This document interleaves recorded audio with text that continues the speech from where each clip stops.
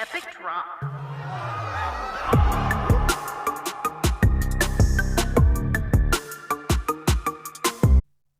Now, what's up, my FDI agents? This game is another one. It's like a simulation game. I love simulation games, but that's the reason why I play these PC games for this one. This one is a little more like unknown, a little bit low-key kind of game called The Operator. And of course, in it, you play an operator for the FDI, which I guess is some kind of federal agency. What is cool about this game is the story, the kind of puzzles that take you through. I do have to let you know though, it's not the greatest of games. It doesn't have the biggest of budgets. It's a little bit more of an indie kind of game. When it comes to the presentation of this game, it's very simple. It is actually I think the game takes place in like around the 90s, early 2000s. So a lot of the visuals do represent that. It has that kind of aesthetic of the time. Expect the voice acting to also follow suit. I'll let it go to your operator head, but that was actually somewhat impressive, Tanner. The address you sent, it's not far from here. I'll check it out first thing in the morning. Tonight?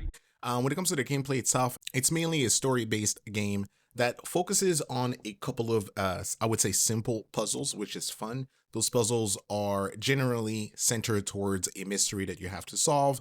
Agents are calling you from the field, and your job is to support them by being able to find evidence and be able to find whatever will be able to support them during their investigation. Now, through it all, you have a story as an agent, why you were brought into this federal agency and what does your role really means in it all. I'm not going to spoil the story, but I'm going to tell you, it's not necessarily the greatest story. You know, I always say stories like that, it kind of all hinges of does the ass falls off at the end of the game, which it doesn't really, but it's not the most compelling story. And I'm going to tell you right away.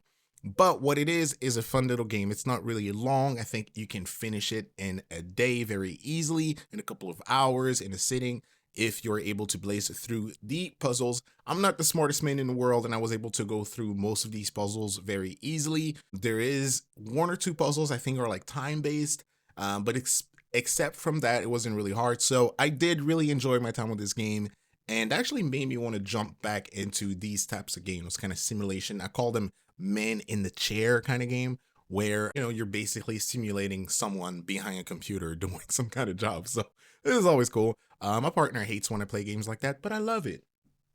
This is the reason why I play PC games, because it's very hard to play this game on any other platform. I would recommend checking out, I don't put scores or anything, but I would tell you that I would buy it if it's on sale. I think that, you know, you kind of manage your expectations with this one, but I do think that it's worth playing only for the style of it, for the ideas that they have. And I'd like to encourage this developer into making a sequel where they can, you know, push the envelope a little bit, try new ideas, and be able to put something together that I think might be a best effort. I think the second effort might be a better effort. So that's all I got for this one. I was kind of like blazing through it. Got a lot of things to do. The Operator, available on Steam. You can download it, check it out when it's on sale. I would recommend it, not highly, but just fairly recommended. Have yourself a good one. Peace out.